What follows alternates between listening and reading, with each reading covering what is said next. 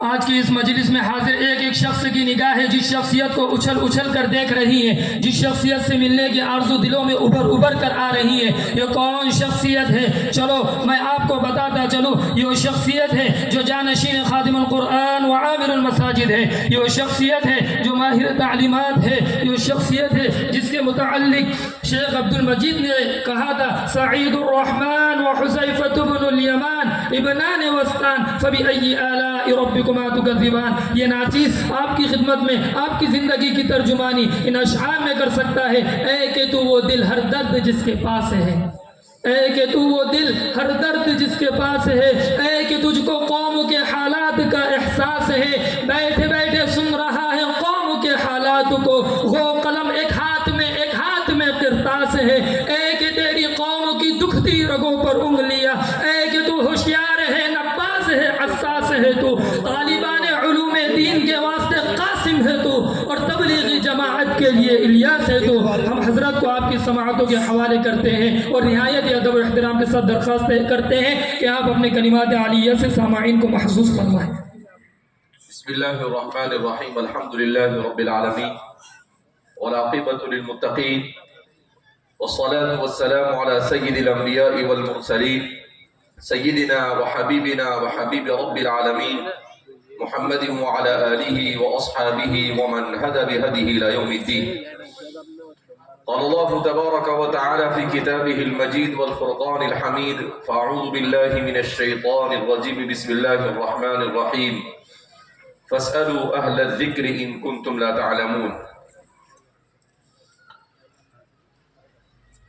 وقال محمد بن سيرين إن هذا العلم دين فانظروا عمن تأخذون دينكم۔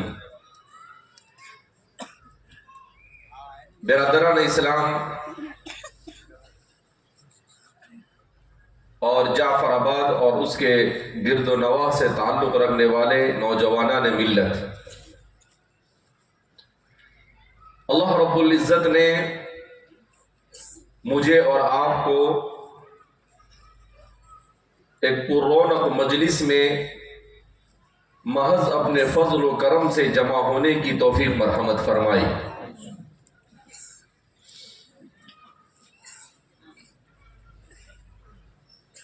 جس رات میں ہم یہاں پر بیٹھے ہیں، تاریخ کی ایک روایت کے مطابق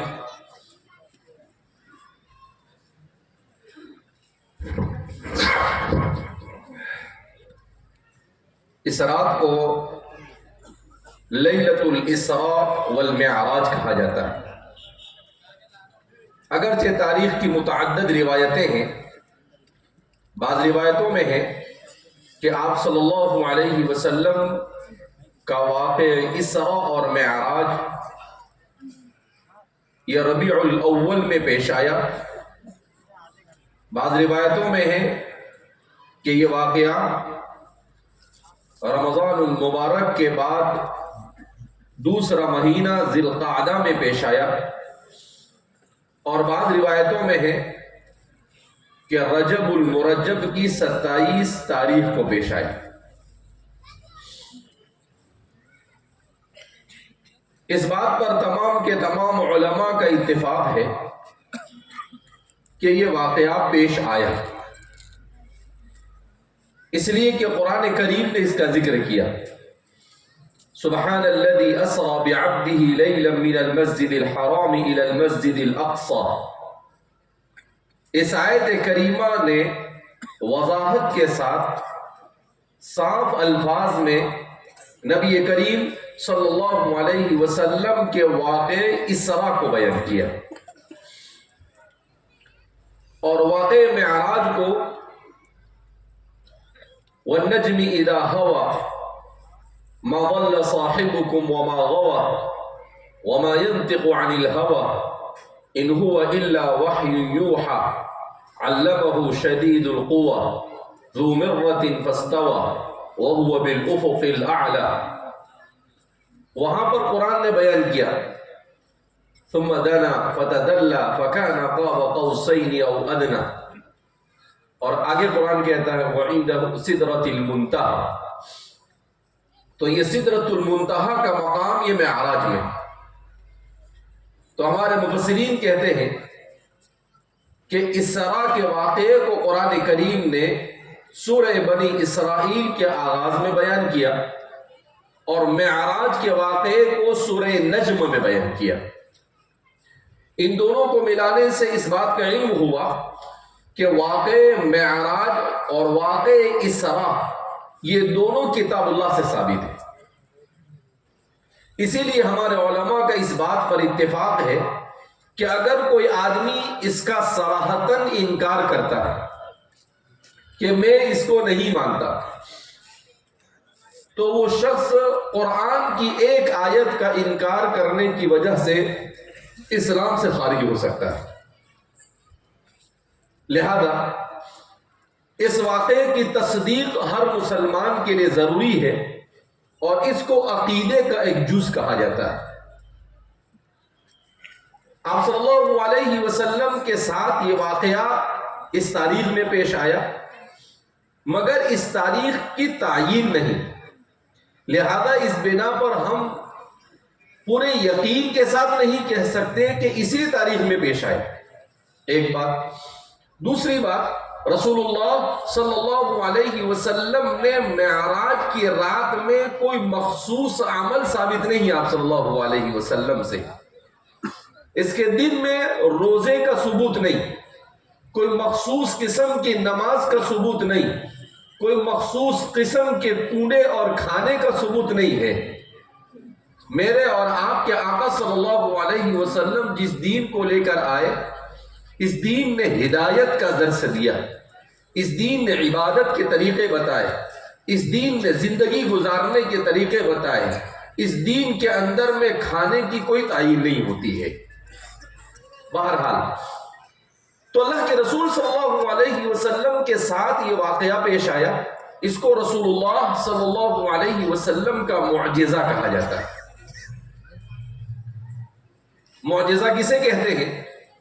حضرات انبیاء کرام علیہ السلام کی ذات سے کسی ایسی چیز کا صادر ہونا اور ایسی چیز کا حضرات انبیاء کرام علیہ السلام کے ذریعے سے پیش آنا جو عقلاً محال ہو، یعنی عقل جسے تسلیم نہ کرے کہ ایسا ہو سکتا ہے، مگر اللہ رب العزت نبی کی صداقت کو بیان کرنے کے لیے معجزے کو خرق عادت کے طور پر نبی کے ہاتھ امت کو دکھلاتے ہیں.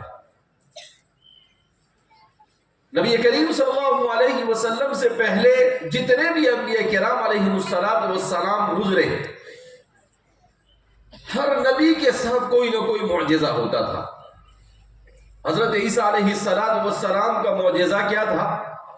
بے شمار معجزے تھے. ان کا سب سے بڑا معجزہ یہ تھا کہ آپ اگر کسی بیمار کے سر پر ہاتھ پھیر دیتے تو اس کی بیماری اچھی ہو جاتی. اگر آپ کسی قبر کے مردے کو یہ کہہ دیتے تھے قم باذن اللہ تو وہ مردہ کھڑا ہو جاتا ہے. ایک مرتبہ حضرت عیسیٰ علیہ السلام کا امتحان لیا ان کی قوم نے، اور حضرت عیسیٰ علیہ السلام کو سام ابن نوح کی قبر پر لے گئے، یعنی حضرت نوح علیہ السلام کے صاحبزادے کی قبر پر لے گئے، اور وہاں پر لے جا کر کہا کہ اے عیسیٰ، اگر تم سام ابن نوح کو زندہ کر کر بتاؤ تو ہم تمہیں نبی مانیں گے، ورنہ ہم نبی نہیں مانیں. اب انہوں نے سوچا کہ حضرت عیسیٰ علیہ السلام کا زمانہ کہاں اور حضرت نوح کا زمانہ کہاں، ہزاروں سال گزر گئے، اور ہزاروں سال کے دوران کہاں ان کی ہڈی ہوگی، کچھ نہیں ہوگا، تو عیسیٰ کیا زندہ کر سکیں گے. مگر حضرت عیسیٰ علیہ السلام نے ان کی قبر پر کھڑے ہو کر کہا یا سام ابن نوح قم باذن اللہ، اے سام ابن نوح اللہ کے حکم سے کھڑے ہو جاؤ. تو فرماتے ہیں کہ اپنے سر سے مٹی جھاڑتے ہوئے سام ابن نوح اپنے قبر سے کھڑے ہو گئے، اور کھڑے ہو کر کہنے لگے، حضرت سام ابن نوح کہنے لگے، اے اللہ کے نبی عیسیٰ، ایک مرتبہ میں موت کا مزہ چکھ چکا تھا تم نے دوبارہ مجھے کیوں زندہ کیا؟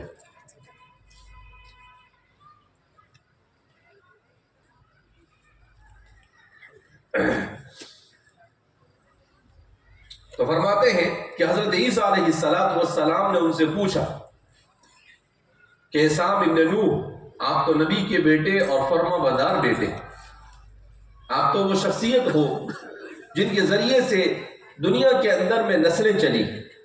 سام اور یافس حضرت نوح علیہ السلام کے یہ صاحبزادے تھے جن کو آدم ثانی کہا جاتا ہے۔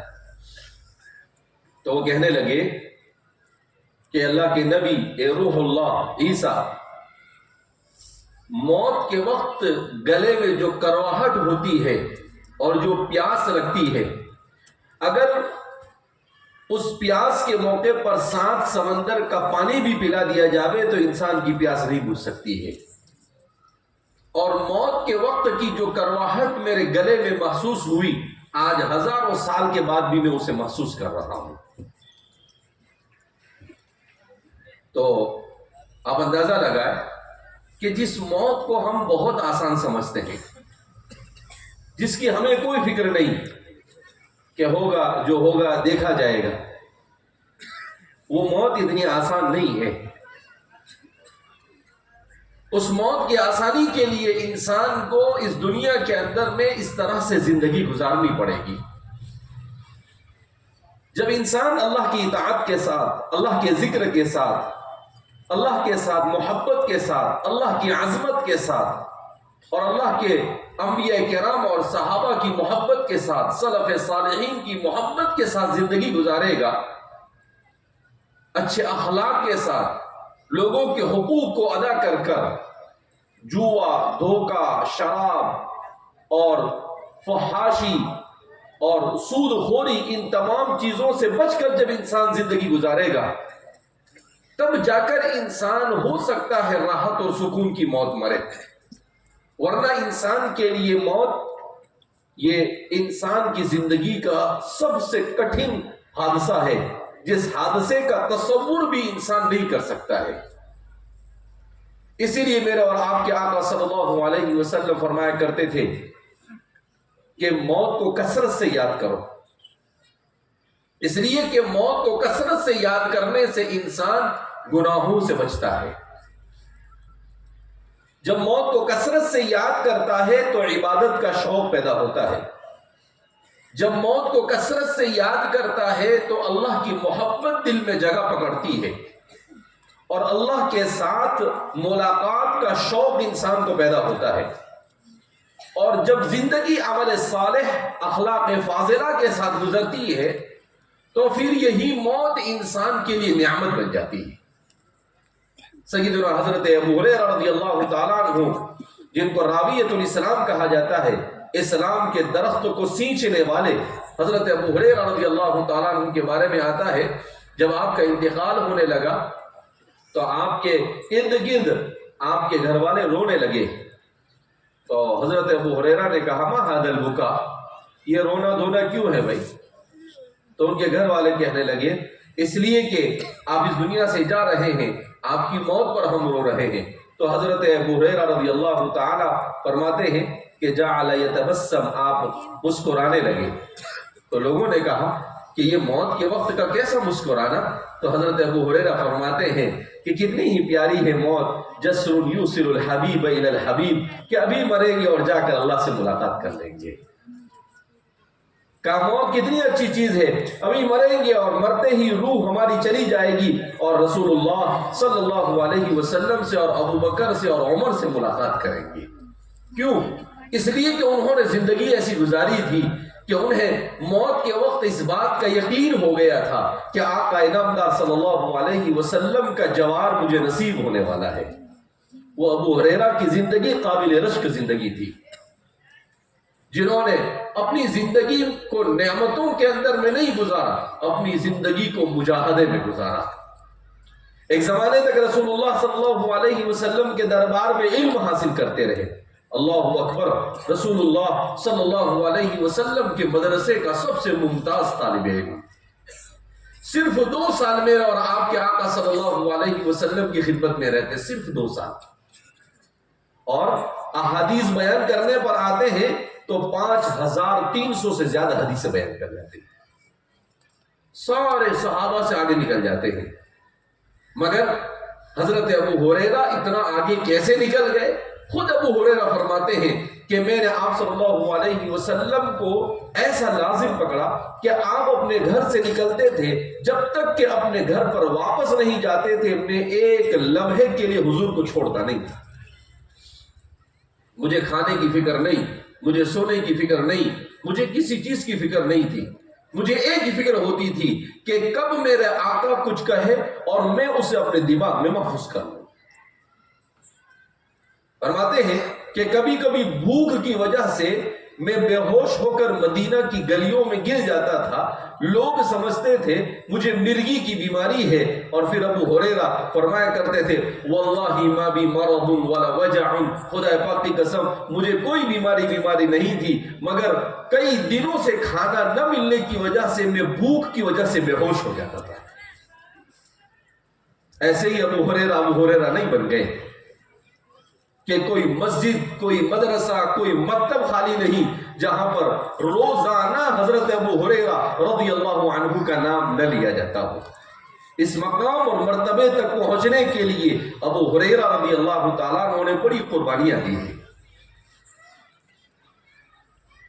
تو میں اور آپ، اللہ رب العزت نے جس دین اور ایمان کے ساتھ ہمیں جوڑا ہے، یہ دین اور ایمان جہاں پر انسان کو مطمئن کرنے کے لیے، اس کے ذہن و دماغ میں پیدا ہونے والے شکوک و شبہات کو دور کرنے کے لیے بہت ساری تدبیریں اللہ نے اختیار کی، انہی تدبیروں میں سے ایک تدبیر معجزہ بھی ہے۔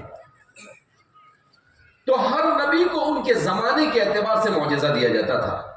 حضرت عیسیٰ علیہ السلام کے زمانے میں علم طب عروج پر تھا، میڈیکل سائنس یہ عروج پر تھی، تو اللہ نے حضرت عیسیٰ علیہ السلام کو ایسا معجزہ عطا کیا جو میڈیکل سائنس اور علم طب سے ملتا جلتا تھا، کہ ڈاکٹر چاہے کچھ بھی کرے مگر ایسا نہیں کر سکتا کہ ڈاکٹر کسی کے سر پر ہاتھ پھیرے اور اس کی بیماری اچھی ہو جائے۔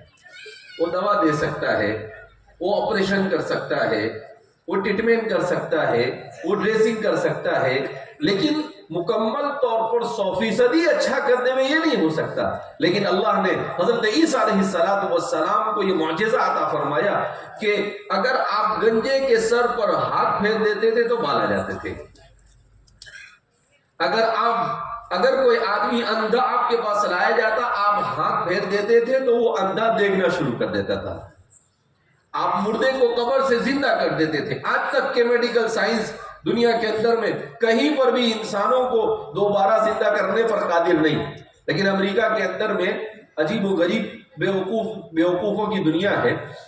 کچھ دنوں پہلے، کچھ سالوں پہلے ایک مضمون میں نے پڑھا تھا عربی زبان کا، المجتمع، کویت سے ایک مجلہ نکلتا ہے، اس میں تھا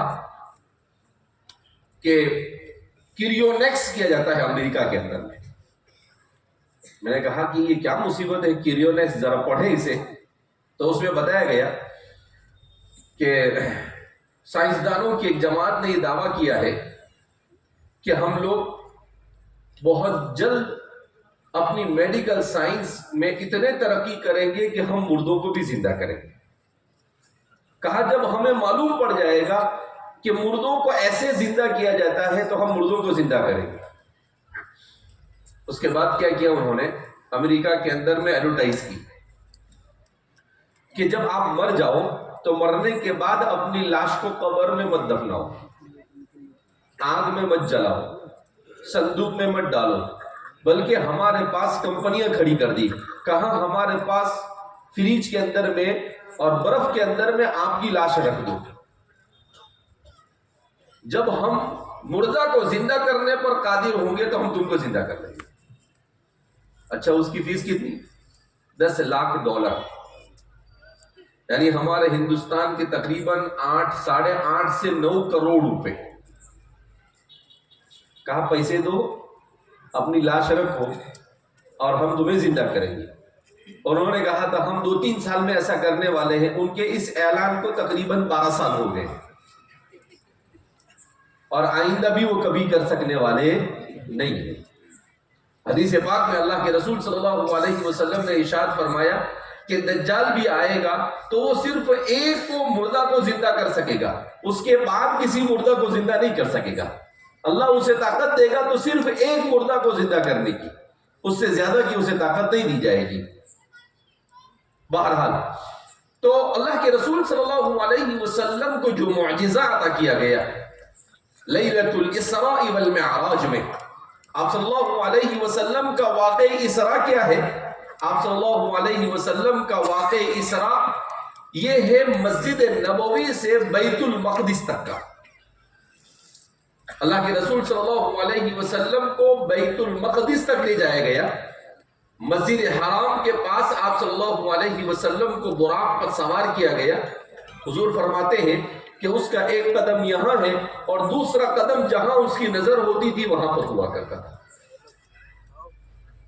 اللہ کے رسول صلی اللہ علیہ وسلم نے 1300 کلومیٹر کا سفر کیا، اس لیے کہ جہاں پر مکہ مکرمہ ہے وہاں سے بیت المقدس کی مسافت ایک اندازے کے مطابق 1300 کلومیٹر ہے۔ آپ یہاں سے وہاں تشریف لے گئے، تمام انبیاء کو نماز پڑھائی، اور پھر وہاں سے آپ معراج کے اوپر تشریف لے گئے۔ بیت المقدس سے آپ اللہ رب العزت نے آپ کو آسمانوں پر بلایا اور آسمانوں پر آپ تشریف لے گئے۔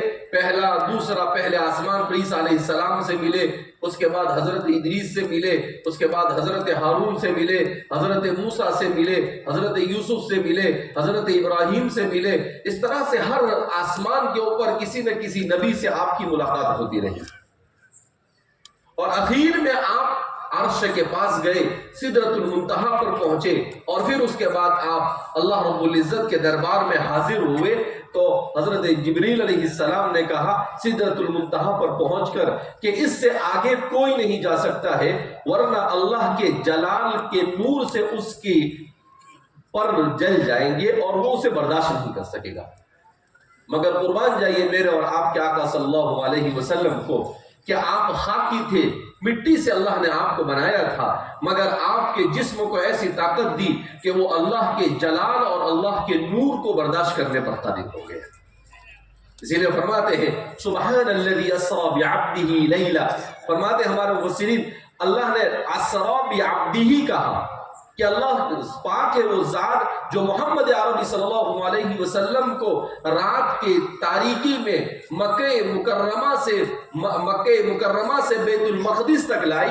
یہاں پر عبد کا لفظ اسی لیے استعمال کیا، ورنہ اللہ چاہتے تو یہ بھی کہہ سکتے تھے سبحان الذی اسری بحبیبہ، اپنے حبیب کو لے کر، بنبیہ، برسولہ، بمحمد، مگر سب کو چھوڑ کر عبد کا لفظ لا کر یہ کہا کہ ہم نے آپ کو عبدیت کا مقام عطا کیا، اور یہ مقام عبدیت کے عبد ہونے کے باوجود بھی اتنا عظیم انسان ہو جانا، یہی آپ کا سب سے بڑا کمال ہے۔ ہمارے زمانے کے علماء نے بڑی اچھی بات لکھی ہے کہ اللہ کے رسول صلی اللہ علیہ وسلم سے پہلے کسی نبی کو اسراء اور معراج کا شرف حاصل نہیں ہوا، اور اللہ کے رسول ہی کو کیوں حاصل ہوا؟ تو فرماتے ہیں کہ اللہ نے یہ نظام اس لیے بنایا کہ اللہ عالم الغیب ہے، اللہ غیب کا جاننے والا ہے۔ اللہ کے علم میں تھا کہ اس امت میں ایک زمانہ ایسا آئے گا 15ویں صدی کے اندر میں کہ جب لوگ ہوائی جہاز بنائیں گے، ہیلی کاپٹر بنائیں گے، راکٹ بنائیں گے اور دنیا کے اندر میں گھومیں گے، تو کہا کہ اس امت کا بعد میں آنے والا ملحد قسم کا سائنسداں کہیں ایسا نہ کہے کہ دیکھو نبی جو نہیں کر سکے وہ ہم کر کر بتا رہے ہیں۔ اللہ نے اپنے نبی کو بغیر کسی ہوائی جہاز، بغیر پیٹرول، بغیر گیس اور بغیر مشین کے براق پر سوار کر کر اسراء کے ذریعے سے بیت المقدس تک اور بیت المقدس سے 7 آسمان کے اوپر عرش تک آپ لے گئے۔ آپ دنیا کا کتنا ہی بڑا سائنسداں کہاں سے کہاں پہنچ جائے، مگر وہ ایسی مشین نہیں بنا سکتا ہے جو اسراء اور معراج کی طرح جا سکے۔ انسان جو بناتا ہے وہ 1 گھنٹے میں 10 کلومیٹر، 25 کلومیٹر، 50 کلومیٹر، 40 کلومیٹر۔ میں اور آپ کے آقا صلی اللہ علیہ وسلم جب تشریف لے گئے، خود رسول اللہ صلی اللہ علیہ وسلم فرماتے ہیں کہ میں جب نکلا اس وقت جہاں سے میں گیا وہ جگہ گرم تھی، اس لیے کہ آدمی تھوڑی دیر کسی جگہ پر بیٹھتا ہے تو تھوڑی سی حرارت آ جاتی ہے. میں جب واپس آیا تو ابھی حرارت باقی تھی. کہا کہ میں نے جبتے ہوئے دروازے کو کھولا تو جو کنڈی ہل رہی تھی، جب میں واپس آیا تو ابھی وہ ہل رہی تھی. یعنی اتنے مختصر وقت میں آپ یہ سارا کچھ کر آئے کہ انسان اس کا تصور بھی نہیں کر سکتا ہے. وَمَا ذَلِكَ عَلَى اللَّهِ بِعَزِيزٍ، مگر اللہ پر کوئی چیز بھاری نہیں. تو اللہ رب العزت نے نبی کریم صلی اللہ علیہ وسلم کو معجزہ عطا فرمایا، اور وہاں پر اللہ نے حضور کو تحفہ نماز دیا. اسی لیے نماز کو تحفہ معراج کہا جاتا ہے. اسی لیے ہمارے علماء نے لکھا ہے کہ اگر انسان ڈھنگ سے نماز پڑھے خشوع اور خضوع کے ساتھ رسول اللہ صلی اللہ علیہ وسلم کے بیان کردہ طریقے کے مطابق، تو حقیقت میں اس کو روحانی طور پر گویا معراج نصیب ہو جاتی ہے. اسی لیے التحیات للہ والصلوات والطیبات والسلام علیک ایھا النبی ورحمۃ اللہ وبرکاتہ، السلام علینا وعلی عباد اللہ الصالحین کے سلسلے میں بعض روایتوں میں آتا ہے کہ آدمی جب یہ کہتا ہے تو گویا ایسا ہے گویا کہ وہ اللہ کے سامنے بیٹھا ہوا ہے اور اللہ سے براہ راست ان چیزوں کی درخواست کر رہا ہے. مگر جب امت نے اس کی عظمت کو بھلا دیا تو ہماری بستیوں کے اندر میں 90% لوگ بے نمازی ہو گئے. اور اللہ کے رسول صلی اللہ علیہ وسلم نے ارشاد فرمایا کہ میری امت میں جب نماز اٹھ جائے گی، یعنی لوگوں میں نماز کا اہتمام باقی نہیں رہے گا، تو میری امت میں خیر یہ ختم ہو جائے گا اور شر میں اضافہ ہوتا چلا جائے گا.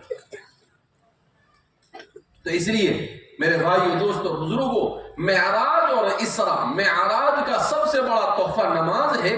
ہمیں اپنی زندگیوں کے اندر میں نماز کو جگہ دینا چاہیے. کسی صورت میں مسلمان کی نماز فوت نہیں ہونی چاہیے.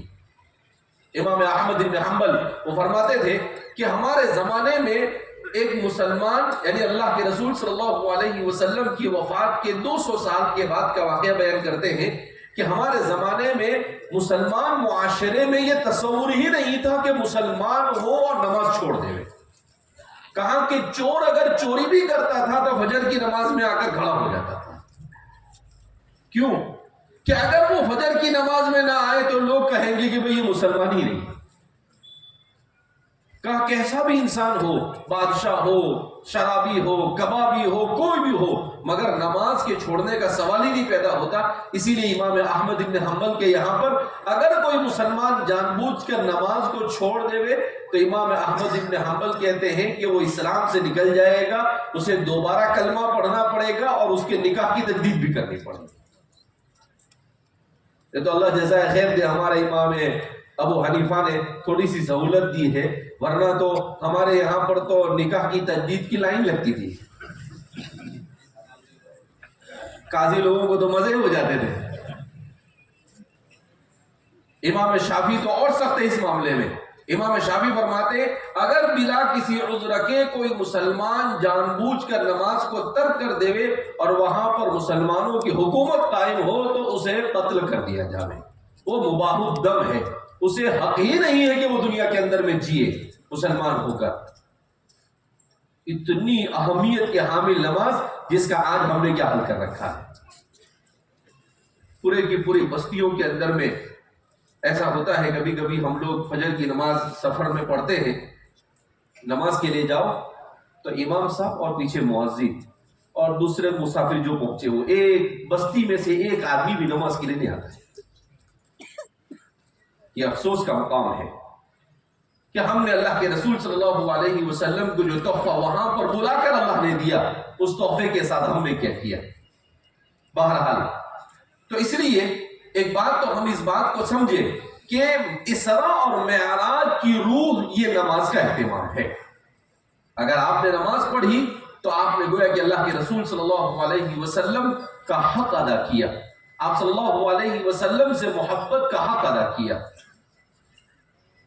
دوسری بات، ہم جس دور سے گزر رہے ہیں یہ فتنوں اور آزمائشوں کا دور ہے.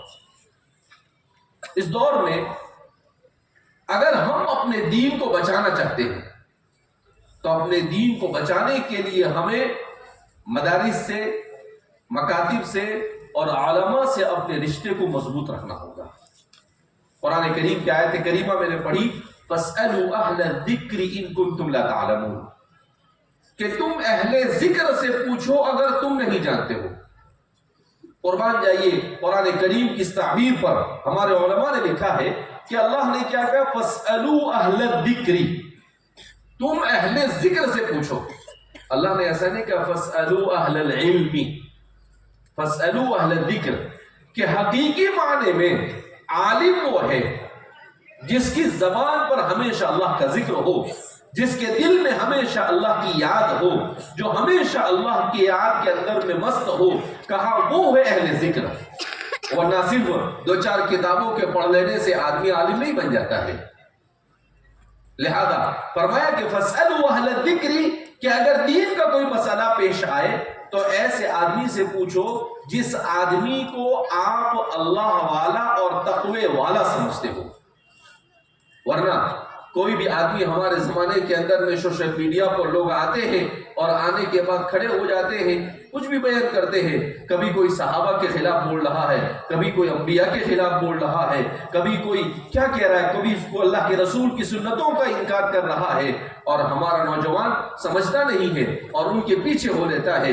میرے پیارے دوستوں اور بزرگوں، اس بات کو سمجھنا چاہیے کہ ہم ان لوگوں کے پیچھے چل کر اپنے آپ کو جہنم کی طرف لے جا رہے ہیں۔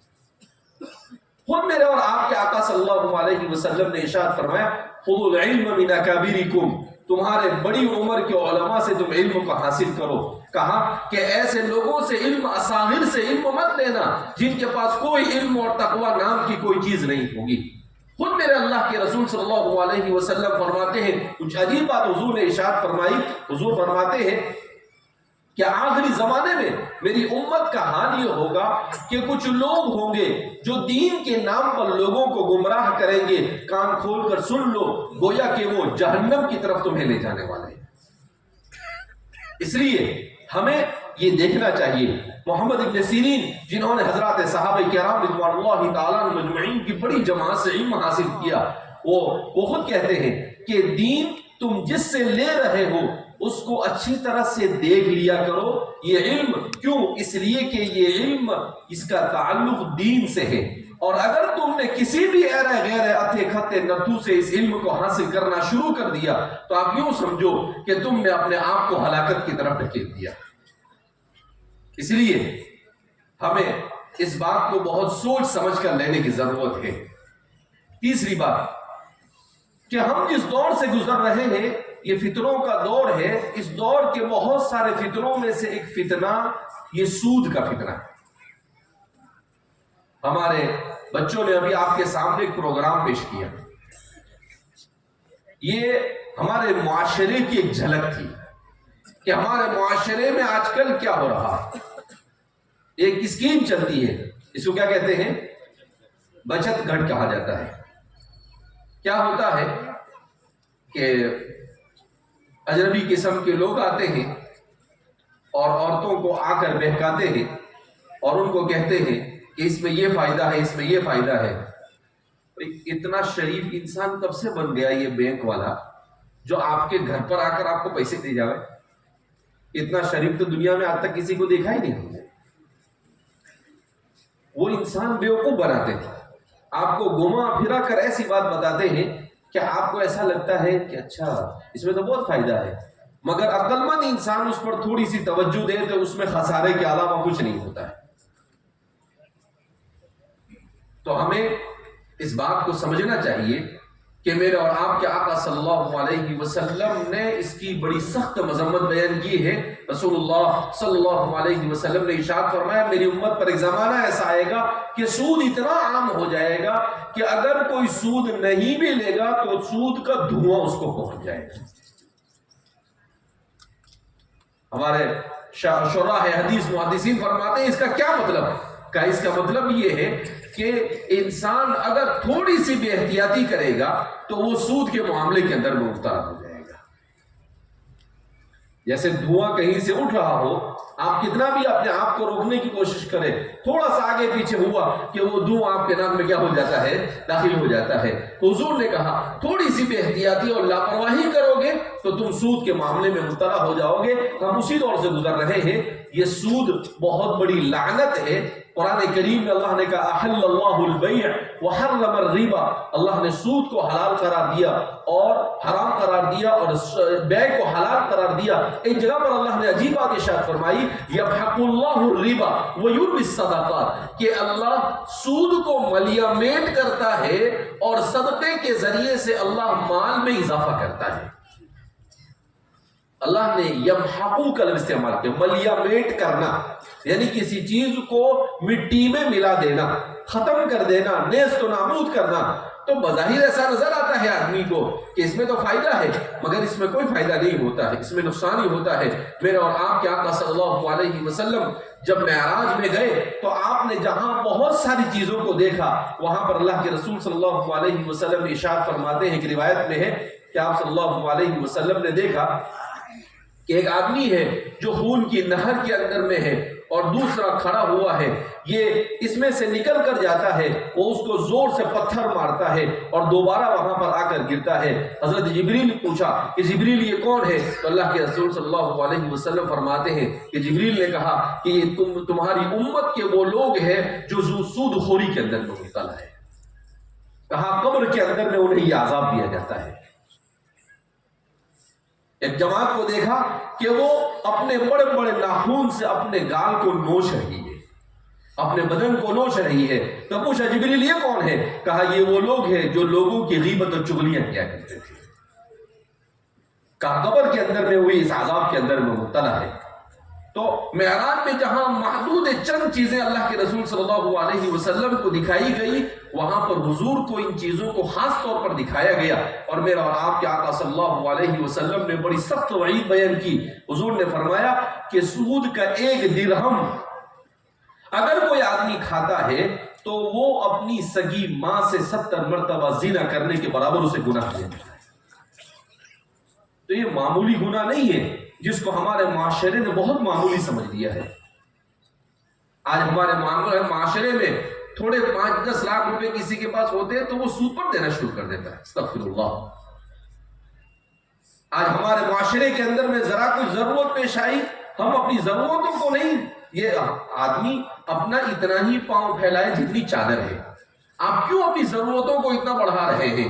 کیا آپ کو کیوں بڑا گھر چاہیے بھائی؟ اللہ رب العزت نے نہیں دیا ہے تو کوئی بات نہیں، لیکن آپ اس طریقے سے بینک سے پیسہ اٹھا کر اور اس طرح سے بچت گھٹ کی اس طرح کی اسکیموں کے اندر میں خود بھی اور اپنی عورتوں کو مبتلا کر کر آپ اپنے آپ کو بھی اور اپنی نسلوں کو جہنم کی طرف لے جا رہے ہیں۔ کیوں؟ اس لیے کہ آپ کیا سمجھتے ہیں اس سے صرف آپ کو نقصان ہوگا؟ نہیں، اس سے آپ کی اولاد پر بھی اس کا اثر ہوگا۔ اس لیے کہ جب ان کے پیٹ میں حرام غذا جائے گی اور اس حرام غذا سے ان کی نشو و نما ہوگی تو ان کی زندگیوں میں کہاں دین باقی رہے گا؟ یہ جو فتنہ ارتداد سے امت جوجھ رہی ہے، اور ارتداد کا فتنہ ہے کہ تھوڑی تھوڑی بات کے اوپر کبھی ہماری بیٹی کسی کے ساتھ چلی گئی، کبھی بیٹے نے کیا کر لیا۔ یہ سب کیوں ہو رہا ہے؟ اس لیے کہ ہم نے حلال اور حرام کی تمیز چھوڑ دی۔ تو اس لیے ہمیں حلال اور حرام کی تمیز سمجھنی چاہیے۔ اور آخری ایک بات جس کو کہنے کی ضرورت ہے وہ یہ کہ الحمدللہ ہماری یہ مدارس اسلامیہ جہاں پر قرآن کریم سے امت کو جوڑا جاتا ہے، حضرت مفتی شفیع صاحب نور اللہ مرقدہ فرماتے ہیں کہ اللہ نے کہا ہے اِنَّا نَحْنُ نَزَّلْنَا الذِّكْرَ وَإِنَّا لَهُ لَحَافِظُونَ، کہا اللہ نے کہا ہم قرآن کی حفاظت کریں گے، کہا قیامت تک یہ سلسلہ چلتا رہے گا، کہا یہ امت کتنی ہی بے دین یا کیسی ہی کیوں نہ ہو جائے لیکن ہر زمانے میں ہزاروں لاکھوں کی تعداد میں اپنے بچوں کو قرآن کریم کے حفظ سے وابستہ کرتے رہیں گی۔ کہا یہ اس دین کا معجزہ ہے۔ ہارون رشید کے زمانے میں ایک یہودی نے کہا کہ کون کہتا ہے کہ مسلمانوں کے قرآن کے اندر میں تحریف نہیں ہوتی؟ تو وہ لکھنے کا ماہر تھا، اس نے تورات کے اندر میں کچھ ترمیم کی، اس نے انجیل میں کچھ ترمیم کی اور قرآن میں کچھ ترمیم کی۔ تورات یہودیوں کو جا کر دی تو ان کو کچھ بھی پتہ نہیں چلا کیا کم زیادہ ہوا ہے۔ انجیل بھی جا کر دی، خود پتہ نہیں چلا۔ جب قرآن مسلمانوں میں گیا تو مسلمانوں نے اس کو پڑھا، اور پڑھنے کے بعد اس کی شکایت بادشاہ دی اور کہا کہ بھئی یہ تو فلاں فلاں عبارت کو اس میں آگے پیچھے کر دیا گیا ہے۔ تو پھر اس نے ہارون الرشید کے دربار میں جب اسے بلایا گیا تو ہارون الرشید نے اسے کہا کہ بھئی تم نے کیوں ایسی حرکت کی؟ کہا کہ میں یہ دیکھنا چاہتا تھا کہ قرآن کے اندر میں ترمیم کرنے سے مسلمانوں پر کچھ فرق پڑتا ہے یا نہیں۔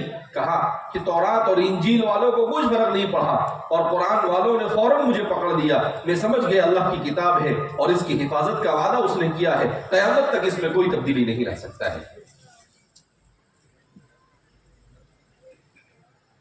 اسی زمانے میں حج کے اوپر ہارون الرشید کے دربار میں سے کچھ لوگ گئے، انہوں نے حضرت سفیان ابن عیینہ کے سامنے اس واقعے کو پیش کیا تو سفیان ابن عیینہ نے بڑی اچھی بات بیان کی۔ سفیان ابن عیینہ نے کہا کہ قرآن کے ساتھ تو قیامت تک اللہ کا یہ کرم اور اللہ کا فضل باقی رہے گا۔ کہا کیوں؟ کہا اللہ نے کہا اِنَّا نَحْنُ نَزَّلْنَا الذِّکْرَ، ہم نے اسے نازل کیا اور ہم ہی اس کے محافظ ہیں۔ کہا کہ دوسرے لوگوں کے بارے میں قرآن نے کہا بِمَا اسْتُحْفِظُوا مِن کِتَابٍ، کہ ان سے کہا گیا کہ بنو اسرائیل تورات اور انجیل جن پر نازل ہوئی کہ تم اپنی کتاب کی حفاظت کرو، مگر اس امت کو یہ نہیں کہا کہ تم حفاظت کرو، بلکہ اللہ نے خود کہا کہ ہم اس کی حفاظت کریں گے۔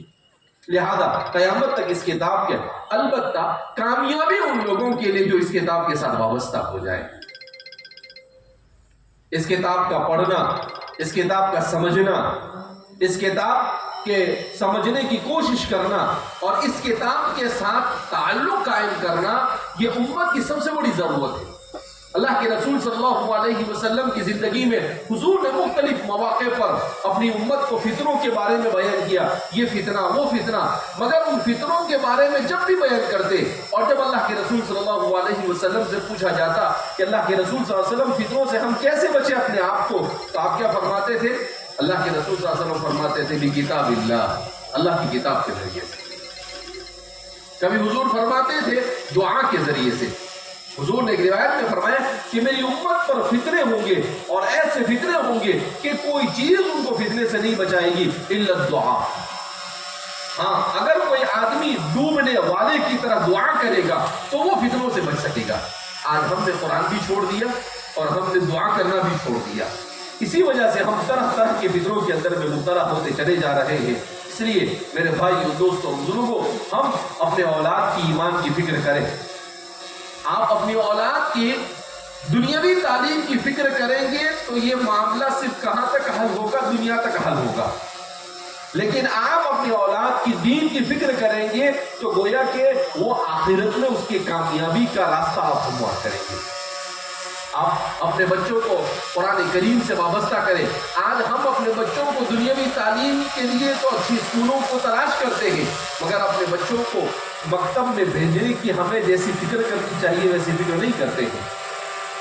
یہ تو اللہ جزائے خیر عطا فرمائے ہمارے علماء کو کہ ہمارے علماء نے یہ محنتیں کی کہ یہ مدارس اور یہ مکاتب، یہ دعوت و تبلیغ اور یہ خانقاہوں کا نظام جاری ہوا، ورنہ یہ دین میرے اور آپ تک ہم لوگ تو شاید اگر اور ہمارے علماء کی قربانیاں اور ان کے یہ مدارس اور مکاتب کا سلسلہ نہ شروع کیا ہوتا تو شاید میں اور آپ مسلمان بھی باقی نہیں رہتے۔ لارڈ میکالے جو ہندوستان میں 1835 میں آیا، اس نے ہندوستان میں آنے کے بعد یہ اعلان کیا تھا کہ میں ایسا نظام تعلیم اس ملک میں نافذ کروں گا کہ 50 سال میں اس پورے ملک کو یا تو میں عیسائی بنا دوں گا یا اس پورے ملک ہندوستان کو میں ملحد اور بے دین بنا دوں گا۔ ہمارے علماء نے جب اس بات کو سنا اور ان کی اس سازش کو بھانپا تو انہوں نے ان مدارس کے سلسلے کو شروع کیا، اور الحمدللہ اس کا یہ اعلان کب کیا تھا؟ اس نے 1835 کے بعد 1935 اور اب 2035 آ رہے، 190 سال ہو گئے اس ملک میں۔ الحمدللہ آج بھی حکومت کہتی ہے کہ 14% مسلمان ہے، یعنی 25 کروڑ مسلمان اس ملک کے اندر میں آباد ہیں۔ اسلام اللہ کا دین ہے، دنیا کی کوئی طاقت اسے مٹا نہیں سکتی ہے، اس میں ذرہ برابر بھی کمی زیادتی بھی نہیں کر سکتی ہے۔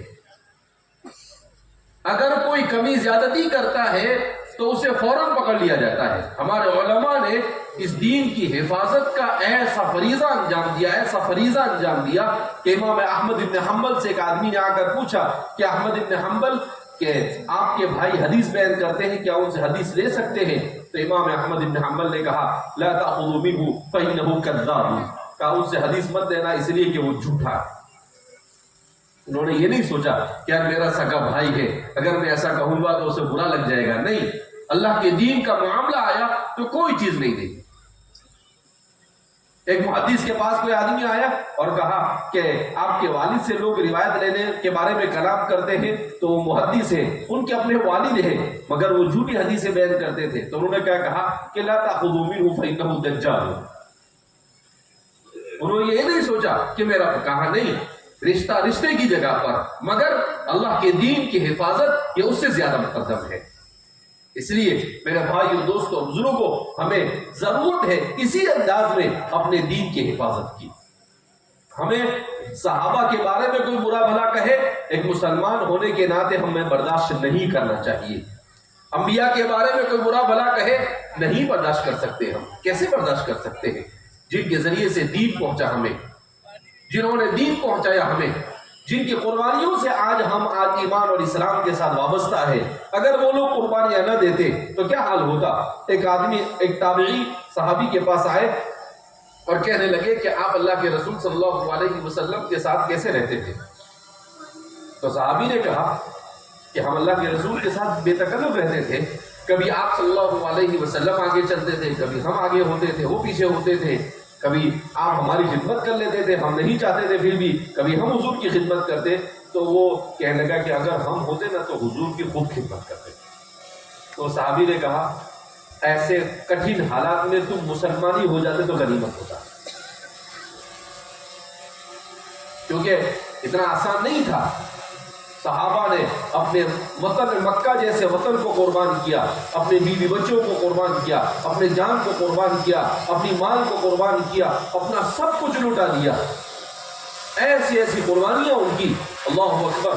ہمارے علماء نے لکھا ہے کہ فتنوں کے دور میں اگر اپنے ایمان پر جمنا چاہتے ہو تو قرآن اور دعا کے ساتھ حضرات صحابہ کی حیات کا مطالعہ کرو، انبیاء کی زندگی کا مطالعہ کرو۔ جب ان کی زندگیوں کو پڑھو گے تو آپ خود اللہ رب العزت ایمان پر ثابت قدمی آپ کو نصیب فرمائیں گے۔ کیوں؟ اس لیے کہ ان کی زندگی قربانیوں سے عبارت ہے۔ انبیاء نے بھی قربانیاں دی، اللہ نے ایسے ہی تھوڑی، اور اللہ انبیاء کرام علیہ السلام کا تذکرہ کیا، یہ فلموں کے ذریعے، اسی طریقے سے کیا کہتے ہیں سیریلوں کے ذریعے سے اور مختلف ناٹکوں کے ذریعے سے جو چیزیں دنیا کو بتائی جاتی ہیں سب جھوٹ ہے۔ اگر دنیا میں سچی کہانیاں آپ کو کہیں پر ملے گی تو صرف اور صرف کہاں پر ملے گی؟ قرآن کریم کے اندر ملے گی۔ ابھی ہمارے ساتھی مولانا اسامہ الدین مجھے ایک سوال پوچھنے لگے کہ یہ سورہ یوسف میں اللہ رب العزت نے کسی اور کی اسٹوری کو نہیں بیان کیا ایک ساتھ، اور حضرت یوسف علیہ السلام کی اسٹوری کو بھی بیان کیا؟ موسیٰ علیہ السلام کی اسٹوری ایک ساتھ کیوں نہیں بیان کیا؟ کبھی یہاں کچھ، کبھی وہاں کچھ، کبھی وہاں۔ تو میں نے کہا کہ اللہ رب العزت اس میں حکمت یہ سمجھ میں آتی ہے کہ اس امت کے فتنوں میں سے ایک فتنہ یہ پاک دامنی کا ہے، کہ اس امت میں اس آخری دور کے لوگ یہ عورتوں کے فتنوں میں مبتلا ہیں۔ تو اللہ رب العزت نے کہا کہ تم ناجائز اور حرام طریقے کے پیار کی جانے والی جھوٹی اور سچی کہانیوں کے اوپر یقین کرتے ہو۔ کہا ہمیں کس طریقے سے ایک انسان کو زندگی گزارنی چاہیے؟ کہا صحیح اللہ سے محبت کرنے والے کیسے پاک دامن ہو کر زندگی گزارتے ہیں اور کیسے عورتوں سے اپنے آپ کو، فتنہ نساء سے اپنے آپ کو بچاتے ہیں، اس کے لیے تم یوسف علیہ السلام کی اس اسٹوری کو پڑھ لو۔ اللہ اکبر، کیسا عجیب واقعہ۔ حضرت یوسف علیہ السلام جیسا حسین و جمیل انسان، اور ہر طرح کی کوششوں کے باوجود بھی وہ بھاگ جاتے ہیں اور اپنے دامن کو بچا لیتے ہیں۔ تو اللہ اس سے ہمیں یہ سبق دیتا ہے کہ جب یوسف جیسا حسین و جمیل اور زلیخا جیسی حسین اور جمیل عورت وہ اسے بلا رہی ہے، وہ بادشاہ وقت کے بالکل قریب ہے، جب وہ اس سے اپنے آپ کو بچا سکتے ہیں تو ہم اور آپ کون ہوتے ہیں جو اپنے آپ کو نہیں بچا سکتے؟ اس لیے میرے بھائیو دوستو بزرگوں ہمیں کہانیاں پڑھنی ہیں، ہمیں قصے پڑھنے ہیں تو سچے قصے اللہ کی کتاب میں موجود ہیں، کتنے قصے موجود ہیں، مگر ہمارے پاس وقت نہیں ہے، ہمارے پاس شارٹ دیکھنے کو وقت ہے۔ عجیب جنون سوار ہے، ہمارے چھوٹے چھوٹے بچے بھی ٹک ٹاک کے اوپر چھوٹی چھوٹی ویڈیو بنا کر لوگوں کے اوپر بھیجتے ہیں۔ تو بھائی یہ سب کامیابی کے راستے نہیں ہیں۔ آپ کی عمر پڑھنے لکھنے کی تو آپ پڑھیے اور لکھیے، آپ کی عمر یہ سب کچھ کرنے کی نہیں ہے۔ بچوں کو موبائل دینے کا مطلب یہ ہے کہ اس کو ہلاکت کی طرف بھیجنا ہے، وہ جہنم کا سرٹیفکیٹ ہے۔ آپ اپنے بچوں کو پڑھائیے، ان کو قرآن پڑھائیے، انہیں کتاب پڑھائیے، انہیں دنیا کا نالج دیجیے اور انہیں یہ بتائیے کہ اس دنیا کے اندر میں علم کے بغیر آپ نہیں رہ سکتے ہیں۔ ہمارے والد صاحب فرماتے ہیں کہ مسلمان انجینئر بنے، ڈاکٹر بنے، کلیکٹر بنے، مگر سب سے پہلے وہ سچا اور پکا مسلمان بنے۔ دنیا کا علم حاصل کرنے کو ہمارے علماء نے منع نہیں کیا، حاصل کرے، مگر اسے طریقے سے حاصل کرے کہ ہمارے دین میں کمزوری نہیں آنی چاہیے، ہمارے اخلاق نہیں بگڑنے چاہیے، ہمارا کیریکٹر نہیں خراب ہونا چاہیے۔ اسی لیے ہمارے اپنے تعلیمی ادارے ہونے چاہیے۔ آج جعفر آباد کے کچھ ذمہ دار آئے اور کہا کہ ہماری کچھ زمین ہے، اس پر کچھ بنائیے۔ میں نے کہا ٹھیک ہے، انشاءاللہ ہم پروگرام کرتے ہیں کہ ہمارے اس ادارے کی جو زمین ہے وہاں پر کوئی عصری تعلیم کا اچھا ادارہ قائم کیا جائے۔ تو ہم لوگ ایک ٹیم کو بھیجیں گے، وہ آ کر سروے کرے گی اور سروے کرنے کے بعد بتائے گی کہ یہاں پر کون سا ادارہ قائم کرنا چاہیے۔ ہمارے والد صاحب کہتے ہیں کہ بھائی ہمارے بچے جو خراب ہو رہے ہیں وہ اسکول اور کالج اور یونیورسٹی کے بے حیائی کے ماحول سے خراب ہو رہے ہیں۔ اگر علماء کی نگرانی میں ہم لوگ ان اداروں کو قائم کریں گے تو اس سے ہمارے بچوں کو دنیا کا علم بھی حاصل ہوگا اور ان کا ایمان بھی محفوظ رہے گا، وہ بے حیائی سے بھی بچیں گے۔ لہذا اس بنا پر مسلمانوں کو اسی لیے میں اپنے بیانوں میں اکثر جگہ پر کہتا ہوں کہ ہمیں مدارس بھی بنانے کی ضرورت ہے، مکاتب کو بھی منظم انداز میں چلانے کی ضرورت ہے، مساجد بھی ہماری ضرورت ہے، اور ساتھ ساتھ میں اس زمانے میں اسکول، کالج اور یونیورسٹی بھی ہماری ضرورت بن چکی ہے۔ اگر ہم اپنے ادارے قائم نہیں کریں گے تو ہماری نسلوں کو ایمان اور اسلام کے ساتھ ہم مستقبل میں نہیں دیکھ سکتے ہیں۔ حکیم الامت مجدد ملت حضرت تھانوی رحمۃ اللہ علیہ نے آج سے 100 سال پہلے ایک عجیب بات کہی تھی۔ آپ نے کہا تھا کہ مسلمانوں اپنے بچوں کی ایمانی اور اسلامی تربیت کی فکر کرو، ورنہ مجھے ایسا نظر آ رہا ہے کہ کچھ مدت کے بعد اگر تم اپنے بچوں کے ایمان اور اسلام کی تربیت کی طرف توجہ نہیں دو گے تو یہ آدھے یہودی اور آدھے نصرانی، قلندر ہر چگویت دیدر ہویت۔ 100 سال پہلے کے اگر جاتا ہے آدمی، اور آج ہم اپنی آنکھوں سے ان چیزوں کو دیکھ رہے ہیں۔ لہذا اس بنا پر اپنے ایمان اور اسلام یہ جلسے اور اس طرح کے پروگراموں کا مقصد یہی ہوتا ہے تاکہ ہمارے سامنے ہمارے دنیا اور آخرت کے مسائل آئے اور ہم اپنے مسائل کو اپنے طور پر حل کریں۔ بہرحال اللہ رب العزت جزائے خیر عطا فرمائے۔ ہمارے اس پروگرام کو کامیاب بنانے کے لیے جتنے لوگوں نے بھی قربانیاں دی، محنتیں کی، ان سب کو جزائے خیر عطا فرمائے۔ آپ لوگوں کے بھی کہ آپ لوگ اتنا لمبا وقت لے کر یہاں پر بیٹھے ہوئے ہیں، ظاہر سی بات ہے کہ یہ بھی ایک قربانی ہے۔ حدیث میں آتا ہے کہ ملائکہ کی ایک جماعت زمین کے اوپر طواف کرتی رہتی ہے، جہاں پر اللہ کے نام پر لوگ جمع ہوتے ہیں وہاں پر جاتی ہے اور اللہ رب العزت ان سے پوچھتے ہیں کہ یہ میرے بندے کیا مانگ رہے ہیں، تو وہ کہتے ہیں کہ اللہ آپ سے مغفرت کا مطالبہ کر رہے ہیں۔ تو اللہ فرماتے ہیں کہ میرے ملائکہ تم گواہ رہنا، میں نے ان کی سب کی مغفرت کر دی۔ اللہ کرے کہ ہماری یہ مجلس انہی مجلسوں میں سے ہو جائے کہ ہمارا یہاں پر شرکت کرنا کل قیامت کے دن مغفرت کا باعث بن جائے۔ اس لیے کہ حضور فرماتے ہیں لا تحقرن من المعروف شیئا، آدمی کو نیکی کا جہاں پر جیسا چھوٹا موٹا بھی چانس ملے تو آدمی کو چانس اٹھا لینا چاہیے۔ جیسے دنیا کے اندر میں اگر کوئی چیز بک رہی ہے، مہنگی چیز سستی بکتی ہے تو انسان چانس چھوڑتا ہے؟ نہیں چھوڑتا ہے۔ تو ایسے ہی جب آخرت کے لیے کوئی چانس ملے تو انسان کو اس چانس کو ہاتھ سے نہیں جانا دینا چاہیے۔ کبھی کسی کی صحبت میں بیٹھنا، اللہ والے کی صحبت میں بیٹھنا نجات کا ذریعہ بن جائے. کبھی قرآن کریم کا سننا کسی مجلس میں بیٹھ کر اور دل کا اس کے اوپر رونا اور آنکھوں سے آنسو کا آ جانا، یہی نجات کا ذریعہ بن جائے. کبھی یہ ہو سکتا ہے کہ کچھ کیا نہیں، صرف جا کر بیٹھ گئے، تو وہ بھی نجات کا باعث ہو سکتا ہے. اصحاب کہف کا کتا اصحاب کہف کے ساتھ گیا تو سورہ کہف میں قرآن میں اللہ نے اس کا ذکر کر دیا. اللہ کی نذیر مخلوق ہے، مگر وہ نیکوں کی صحبت میں گئی تو اس کا تذکرہ بھی اللہ نے اپنی کتاب میں کر دیا. تو اگر انسان اچھے انسانوں کی صحبت میں آئے تو انسان کو کیا نہیں مل سکتا ہے. اس لیے ہمیں اس طرح کی مجلسوں کو ڈھونڈتے رہنا چاہیے، اور جہاں پر بھی دین کی نسبت پر مجلسیں ہو وہاں پر پہنچتے رہنا چاہیے. ہمارے جامعہ کا ایک نظام ہے مومنہ کورس، آپ کے یہاں پر لڑکیوں کا مدرسہ. مولانا عبد الرحمن صاحب کہتے رہتے تھے کہ ہمارے یہاں لڑکیوں کا مدرسہ بنانا ہے. اتفاق سے ایک مرتبہ کویت کا ایک وفد آیا، کہا اس نے مدرسہ بنانا ہے.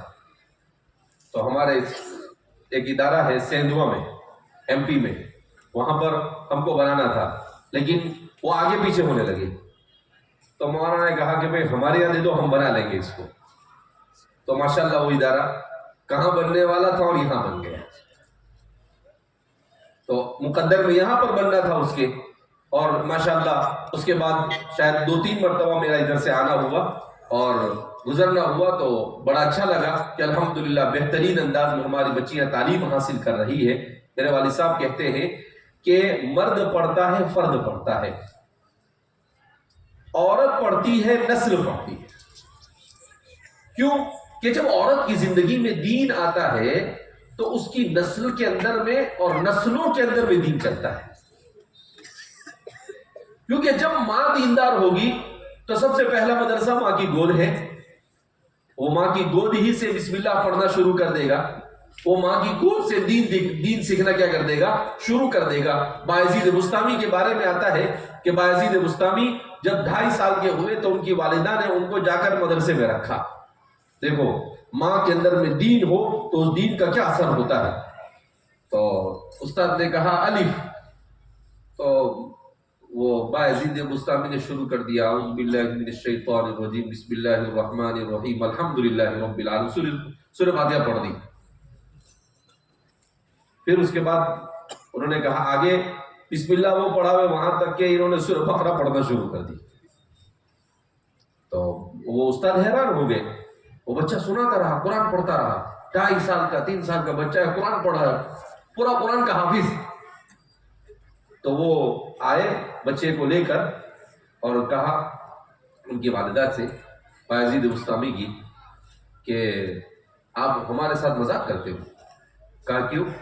کہا آپ اس بچے کو کہتے ہو الف با پڑھاؤ، اس کو تو پورا قرآن یاد ہے، یہ تو قرآن کا حافظ ہے. کہا اندر دیکھ کے نہیں، حافظ پورا قرآن سنا دیتا ہے. تو ان کی والدہ کہنے لگی کہ بھائی مجھے تو کچھ معلوم نہیں ہے. تو کہا ایسا کیسے ہو گیا؟ تو کہا کہ البتہ میرا ایک عمل تھا کہ جب سے یہ میرے پیٹ میں تھا روزانہ میں ایک قرآن کی تلاوت کرتی تھی. تو فرماتے ہیں کہ اس کی برکت سے آج کی سائنس بھی یہ کہتی ہے کہ جب 4 مہینے کا بچہ ہوتا ہے تو جان پڑ جاتی ہے اور اس کے ارد گرد جو کچھ ہوتا ہے وہ بچہ سنتا ہے. تو اب ظاہر سی بات ہے اس بچے نے روزانہ کی بنیاد پر 5 مہینے تک قرآن کریم کو سنا، روزانہ قرآن سنا. تو یہ بھی اسلام کا معجزہ تھا کہ ماں کے پیٹ سے قرآن کا حافظ بن کر کیا ہو گیا، وہ آ گیا. تو جب ماں کی زندگی میں دین ہوتا ہے تو اللہ رب العزت خیر کثیر عطا فرماتا ہے. اسی لیے ہمارے والد صاحب فرماتے ہیں کہ لوگ مجھے کہتے رہتے تھے کہ مولانا لڑکیوں کا مدرسہ شروع کرنا ہے، تو مجھے تھوڑا سا ڈر لگتا تھا کہ بڑی لڑکیوں کو سنبھالنا بہت مشکل کام ہے. پھر ایک مرتبہ میں کعبۃ اللہ کے پاس سامنے مطاف کے اندر میں بیٹھا ہوا تھا اور قرآن کریم کی آیت کریمہ گزری ان المسلمین والمسلمات والمؤمنین والمؤمنات والقانتین والقانتات. تو اللہ نے میرے دل میں بات ڈالی کہ اس میں العالمین العالمات نہیں ہے. اس کا مطلب لڑکی کو عالمہ بنانا ضروری نہیں، لیکن اس میں المؤمنین والمؤمنات ہے. اس کا مطلب یہ ہے کہ لڑکی کو مومنہ بنانا ضروری ہے. تو میرے دل میں یہ بات آئی اور پھر میں نے آ کر کہا کہ بھائی ہم مومنہ کورس کا نظام شروع کریں گے. کہا وہ کیسے؟ کہا 5-6 سال کی بچی کو لانا ہے ہمارے پاس اور 3 سال میں اس کو قرآن پڑھتے سکھا دینا ہے، اس کا عقیدہ درست کرنا ہے، اس کو امور خانہ داری بتا دینی ہے، اس کو ٹیلرنگ سکھا دینی ہے، مہندی سکھا دینا ہے اور عورتوں کی کام کی چیزیں سکھانا ہے اور پھر اس کو گھر بھیج دینا۔ اور پھر ماشاءاللہ کل کھیڑا کے اندر میں پہلا مدرسہ قائم ہوا اور ابھی اس وقت ہندوستان میں تقریباً 35 مدرسے ہیں لڑکیوں کے، جس میں 10,000 سے زیادہ لڑکیاں مومنہ کورس میں پڑھ رہی ہے اور اب تک کے 20,000 سے زیادہ بچیاں اس کورس کو مکمل کر چکی ہیں۔ اور اس کا کیا فائدہ ہوتا ہے؟ جن دیہاتوں میں امام مسجد کے اندر میں نہیں ٹکتے وہاں پر یہ لڑکیاں مکتب پڑھانے کا کام کرتی ہے، عورتوں کے اندر میں دین کی محنت کرتی ہے۔ تو عورتوں میں ہمارے والد صاحب فرماتے ہیں کہ ایک مرتبہ ایک گلبرگہ جو ڈاکٹروں کا اور مسلمان تعلیم یافتہ لوگوں کا شہر ہے، ان لوگوں نے کہا کہ مولانا ہم کو یہاں لڑکیوں کا ادارہ بڑا قائم کرنا ہے۔ تو ہمارے والد صاحب نے کہا کہ بھائی یہ لڑکیوں کا عالمہ کورس کا ادارہ میں نہیں چلاتا ہوں، اس میں مجھے ڈر لگتا ہے، ہم تو مومنہ کورس چلاتے ہیں۔ تو انہوں نے کہا یہ مومنہ کورس کیا ہوتا ہے؟ تو گلبرگہ سے قریب مہاراشٹر کی بارڈر پر پپلا کے اندر میں جامعہ کے لڑکیوں کا مومنہ کورس کا مدرسہ چلتا تھا، مولانا رمضان صاحب مرحوم وہاں پر اس کے ذمہ دار تھے۔ تو کہا کہ فلاں جگہ پر، تو پھر وہ لگژری بھر کر سارے لوگ دیکھنے کے لیے آئے۔ انہوں نے جب اس کی وزٹ کی، وزٹ کرنے کے بعد والد صاحب کہتے ہیں کہ انہوں نے فون کیا اور فون کر کر ہم سے کہا کہ مولانا یہ عیسائی مشنریاں جو کام کر رہی ہے دیہاتوں کے اندر میں مسلمانوں کو عیسائی بنانی، اس کا صحیح توڑ اگر کوئی ہو سکتا ہے تو آپ کے یہ مومنہ کورس کے ادارے۔ کہا وہ بھی لڑکیوں ہی پر محنت کرتے ہیں کہ لڑکیاں بگڑ گئی تو خود بخود سب ہمارے ہاتھ میں آ جائیں گے، اور آپ کے یہاں پر بھی لڑکیوں پر کیا ہو رہی ہے؟ محنت۔ پھر انہوں نے وہاں پر شروع کیا، ماشاءاللہ آج وہاں بیدر میں بھی لڑکیوں کا مومنہ کورس کا وہ ادارہ چل رہا ہے اور تقریباً 400-500 بچے وہاں پر بھی تعلیم حاصل کر رہی ہے۔ بہرحال تو اس لیے ہماری عورتوں میں دین کو زندہ رکھنے کے لیے اداروں کا ہونا ضروری۔ یہ مومنہ کورس سے جو بچیاں پڑھ کر جا رہی ہے ان کو خاص پیغام ہماری طرف سے یہی ہوگا کہ جو کچھ آپ نے قرآن پڑھا آپ اپنے گھر میں دوسرے عورتوں کو بھی یہ قرآن پڑھائیں۔ آپ نے جو دین سیکھا آپ کے محلے کی عورتوں کو بھی یہ دین سکھائے اور اس طریقے سے عورتوں کے اندر میں دین زندہ کریں۔ جب عورتوں میں دین زندہ ہوگا تو مردوں میں خود بخود دین آئے گا۔ کیوں؟ اس لیے کہ ہوم منسٹر کے سامنے کسی کی نہیں چلتی، ارے تو عورت کے سامنے کسی کی چلتی ہے کیا؟ جعفر آباد والے ایسا سمجھتے کہ آپ نہیں بولیں گے تو میں ایسا سمجھوں گا کہ جعفر آباد والے کی چلتی ہے، کسی کی چلتی ہے وہاں پر۔ تو ظاہر سی بات ہے جن کی بات ہم لوگ مانتے ہیں اگر انہیں کی زندگی میں دین آ گیا تو ہماری زندگی میں خود بخود دین آئے گا۔ اس لیے کہ جب اس کی زندگی میں دین آئے گا تو وہ عورت نماز کے ٹائم پہ کیا کہے گی؟ کیا میاں نماز نہیں پڑھنے کا، چل نماز پڑھنے جا، نہیں گئے تو چپل بھی نکال سکتی ہو، تو بڑا پر آدمی نماز پڑھنے جائے گا۔ گھر میں اگر اس نے گانے یا گالی گلوچ کیا تو کیوں گالی دیتے؟ کیا ماں کھاتے تو آدمی گالی بھی نہیں بکے گا۔ تو عورت کی زندگی میں جب دین آئے گا تو پورے گھر میں دین کا ماحول بنے گا، اس لیے کہ وہ ظاہر سی بات ہے وہ گھر کی ملکہ ہے۔ خود اللہ کے رسول صلی اللہ علیہ وسلم نے کہا کہ عورت یہی گھر کی مربیہ ہے اور گھر میں جو کچھ بگاڑ ہوگا اس کے بارے میں بھی قیامت کے دن اس سے پوچھا جائے گا اور گھر میں جو اچھی تبدیلی آئے گی اس کا ثواب بھی اسی کو ملے گا۔ لہذا اس بنا پر ہمیں اپنی عورتوں میں دین کو زندہ کرنے کی محنت کرنی چاہیے۔ اللہ رب العزت ہمارے اس ادارے کو ترقیات سے مالا مال فرمائے اور یہاں سے دین اور رشد و ہدایت کی فضائیں عام ہو جائے، اللہ ایسے اسباب مہیا فرمائے اور اللہ رب العزت ہم سب کو اپنی رضا والی زندگی نصیب فرمائے، اپنی ناراضگی سے اللہ ہم سب کی حفاظت فرمائے۔ اللہ رب العزت قرآن کے ساتھ ہمیں وابستگی نصیب فرمائے اور جتنے احباب نے ہمارے اس پروگرام کو کامیاب بنانے کے لیے محنتیں کی ہے اللہ انہیں دارین میں بہترین بدلہ عطا فرمائے۔ اللہ کہنے سننے سے زیادہ عمل کی توفیق مرحمت فرمائے۔ اب 2 منٹ 3 منٹ میں انشاءاللہ دعا ہو جائے گی۔ صرف ہمارے جن بچوں نے حفظ پورا کیا ہے ان کو سند تقسیم کرنی ہے تو ان کا سب کا یہاں پر آنا تھوڑا مشکل کام ہے، تو کچھ علماء چلے جائے وہیں پر سند دیں،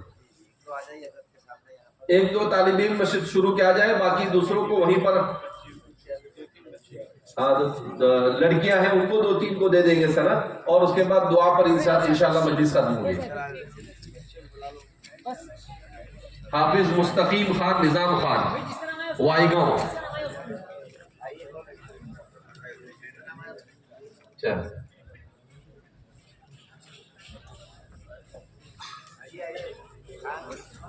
حافظ شیخ باقی ندیم شیخ دوسرے افسر کو وہیں پر کچھ اساتذہ ہے، وہ ہمارے علماء جو یہاں پر ہے اسٹیج پر بیٹھے، ان کو بھی ذرا وصول کرو، وہاں لے جا کے سند تقسیم کرا دو.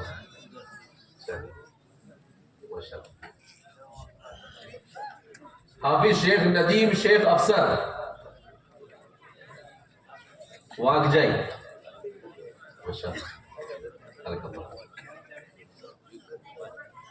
حافظ شیخ حنیف شیخ رئیس جعفر آباد.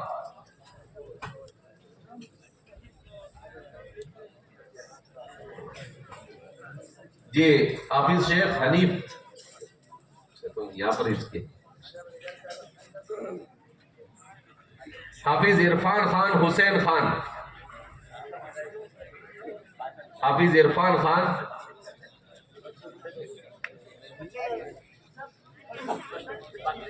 برانجلا.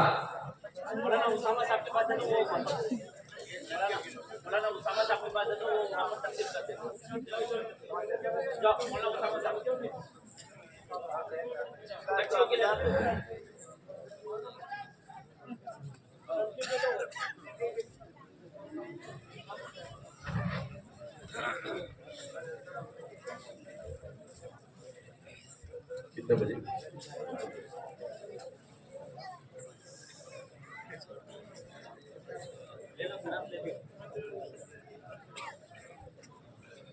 دیر ہو جائے تو کھڑے کھڑے کرا دیتے کہتے ہیں، بیٹھ گئے تو لمبا ہو گئے.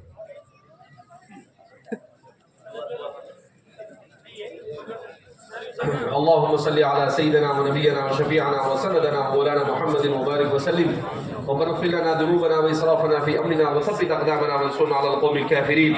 اللهم انك عفو كريم ملك تحب العفو فاعف عنا يا كريم. اللهم يا مصرف القلوب صرف قلوبنا الى طاعتك، ويا مقلب القلوب ثبت قلوبنا على دينك.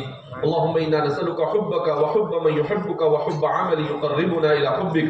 اللهم حبب الينا الايمان وزينه في قلوبنا وكره الينا الكفر والفسوق والعصيان واجعلنا من عبادك الراشدين. اللهم آت نفوسنا تقواها وزكها أنت خير من زكاها أنت وليها ومولاها. ربنا لا تزغ قلوبنا بعد إذ هديتنا وهب لنا من لدنك رحمة إنك أنت الوهاب. اللهم علمنا بما ينفعنا وانفعنا بما علمتنا وارزقنا علما نافعا. اللهم إنا نعوذ بك من علم لا ينفع ومن قلب لا يخشع ومن نفس لا تشبع ومن دعاء لا يستجاب له. اللهم احسن عاقبتنا في الأمور كلها وأجرنا من خزي الدنيا وعذاب الآخرة. اے اللہ ہمارے گناہوں کو معاف فرما، اے اللہ ہمارے خطاؤں کو معاف فرما، اے اللہ ہماری لغزشوں کو درگزر فرما. اے مولا کریم اتنا بڑا مجمع صرف تیری نسبت پر جمع ہوا ہے، اے اللہ دین کی نسبت پر جمع ہوا ہے، قرآن کی نسبت پر جمع ہوا ہے. اے اللہ ان کے جمع ہونے کو قبول فرما. اے اللہ یہاں پر جمع ہونے والے تمام احباب کی مغفرت فرما. اے اللہ ہم سب کو مغفرت کا پروانہ عطا فرما. اے مولا کریم تیری محبت اور تیرا عشق نصیب فرما. تیرے رسول صلی اللہ علیہ وسلم کی اتباع نصیب فرما. اے اللہ ہر قسم کے شرور و فتن سے ہماری حفاظت فرما. اے مولا کریم دنیا کی تمام طاقتیں ہر قسم کے حربے استعمال کر کر ہم کو ایمان اور اسلام سے برگشتہ کرنے کی کوششیں کر رہی ہے. اے اللہ تو ہمیں ایمان پر جمع دے. اے اللہ پہاڑ سے زیادہ مضبوط طریقے سے ہمیں ایمان پر جمع دے. اے مولا کریم اے پروردگار عالم ہمارے حافظ ہونے والے ان بچوں کے سینے میں قرآن کریم کو قیامت تک محفوظ فرما. ان کے والدین کے لیے تاج پوشی کا ذریعہ بنا. اے ذوالجلال والاکرام ان کے اساتذہ کے لیے اور اس ادارے کا تعاون کرنے والوں کے لیے نجات کا ذریعہ بنا. اے مولا کریم ہماری فارغ ہونے والی بچیوں کو بھی اپنے علاقے میں رشد و ہدایت کی فضائیں عام کرنے والی بنا. عورتوں میں دین کی تعلیم کو عام کرنے کی انہیں فکر نصیب فرما. اے مولا کریم انہیں نیک جوڑوں مقدر فرما. اے اللہ تو ہماری اولادوں کو ہماری آنکھوں کی ٹھنڈک بنا. اے مولا کریم جن کی اولاد نہ فرمان ہے انہیں فرما بردار بنا. اے اللہ جو لوگ بیماریوں میں مبتلا ہے انہیں شفاء کاملہ عاجلہ مستمرہ دائمہ کلیہ نصیب فرما. حاضرین مجلس کی مغفرت فرما. سب کی جائز تمناؤں کو پورا فرما. اے مولا کریم اے اللہ ہر قسم کی فطروں سے ہماری حفاظت فرما. ہر قسم کی مہلک بیماریوں سے ہماری حفاظت فرما. اے مولا کریم ہم نے قرآن کے ساتھ اپنے رشتے کو کمزور کر دیا، اے اللہ ہم نے دین کے ساتھ، نماز کے ساتھ ہم نے رشتے کو کمزور کر دیا، اے مولا کریم ہم آپس میں اختلاف کا شکار ہو گئے، اے اللہ ہم نے تیرے در کو چھوڑا، تو نے ہمیں ظالموں کے در پر پھینک دیا، اے اللہ ہم اپنے تمام جرائم کا اعتراف کرتے ہیں، اے اللہ تو ہمارے جرائم کو معاف فرما، اے مولا کریم اے اللہ سوشل میڈیا کے فتنے سے ہمارے نوجوانوں کی حفاظت فرما، اے مولا کریم اے پروردگار عالم جتنے بھی فتین قسم کے لوگ ہیں اے مولا کریم ان تمام فتنوں سے ہمارے معاشرے کی حفاظت فرما، اے اللہ ہر قسم کے فرق باطلہ سے ہمارے معاشرے کی حفاظت فرما، اے اللہ ہم سب کو صراط مستقیم پر چلنے کی توفیق مرحمت فرما، صحابہ کرام رضوان اللہ تعالیٰ مجمعین اور سلف صالحین سے محبت نصیب فرما، اے مولا کریم ان سے محبت بھی نجات کا ذریعہ ہو سکتا ہے، اے اللہ کے رسول صلی اللہ علیہ وسلم نے ارشاد فرمایا المرء مع من احب، قیامت کے دن انسان اس کے ساتھ ہوگا جس سے محبت کرتا ہوگا، اے اللہ جو لوگ فلم اسٹاروں کے ساتھ، کرکٹروں کے ساتھ اور ناچ گانے والوں کے ساتھ محبت کرتے ہیں ان کا حشر کیا ہوگا، اے اللہ تو حفاظت فرما ایسی محبتوں سے، اے اللہ ہمیں اپنے اسلاف کے ساتھ محبت نصیب فرما، ہمارے صحابہ کے ساتھ محبت نصیب فرما، اے مولا کریم اے پروردگار عالم علماء کی وقعت ہمارے معاشرے میں زندہ فرما، اے اللہ غیبت سے اور ہر قسم کے بد اخلاقی، بد کرداری، بد زبانی سے ہمارے معاشرے کی حفاظت فرما، اے مولا کریم اے پروردگار عالم تیری رضامندی والے راستے پر چلنے کی توفیق مرحمت فرما، تیری ناراضگی سے ہماری حفاظت فرما، اے اللہ ہم سے یہ چاہتے ہیں کہ تو ہم سے راضی ہو جائے، اللہم انا نسألک رضاک والجنہ ونعوذ بک من سخطک والنار، اے اللہ ساری دنیا مل جائے اور تو نہ ملے تو سب کچھ بیکار ہے، اے اللہ دنیا میں کچھ نہ ملے اور تو مل جائے تو سب کچھ کامیاب ہے، اے اللہ ہمیں کامیابی عطا فرما، اے مولا کریم اے پروردگار عالم اے اللہ ہم نے جو مانگا عطا فرما، جو مانگنے سے رہ گیا وہ عطا فرما، ہم نے اپنے اعتبار سے مانگا تو اپنے شان نشان عطا فرما، اے اللہ ہمارے مدارس کی، خانقاہوں کی، دعوت و تبلیغ کی اور دین کے جتنے بھی کام ہو رہے ہیں ان تمام کاموں کی حفاظت فرما، کام کرنے والوں کو اخلاص عطا فرما، ریاکاری سے، عجب سے، کبر سے، فخر سے، آپس اختلاف اور انتشار سے، حسد سے، کینہ سے، کپٹ سے ہماری حفاظت فرما، اے مولا کریم اے اللہ مسلمانوں میں اتحاد اور اتفاق کی فضائیں عام فرما، اے اللہ فلسطین میں بیت المقدس کی آزادی کی شکل پیدا فرما، اے اللہ اس کے لیے جو قربانیاں دی ہے اللہ قربانی دینے والوں کی قربانیوں کو قبول فرما، اے مولا کریم اے پروردگار عالم ہم سب پر اپنا خصوصی فضل نازل فرما، اے اللہ ہم سب پر اپنا خصوصی فضل نازل فرما، اے مولا کریم ہمارے والد صاحب کی بیماریوں کو شفاء کاملہ عاجلہ مستمرہ دائمہ کلیہ نصیب فرما، اے مولا کریم اے پروردگار عالم اے اللہ علم کے جو باغ انہوں نے جگہ جگہ پر لگائے ہیں اے اللہ اس کی برکت سے ان کے اوپر اپنا خصوصی فضل نازل فرما، اے ذوالجلال والاکرام اے اللہ تو ہماری دعاؤں کو نبی کریم صلی اللہ علیہ وسلم کے صدقہ طفیل میں قبول فرما، وصلی اللہ علی نبینا محمد وعلی آلہ واصحابہ اجمعین برحمتک یا ارحم الراحمین والحمد للہ رب العالمین۔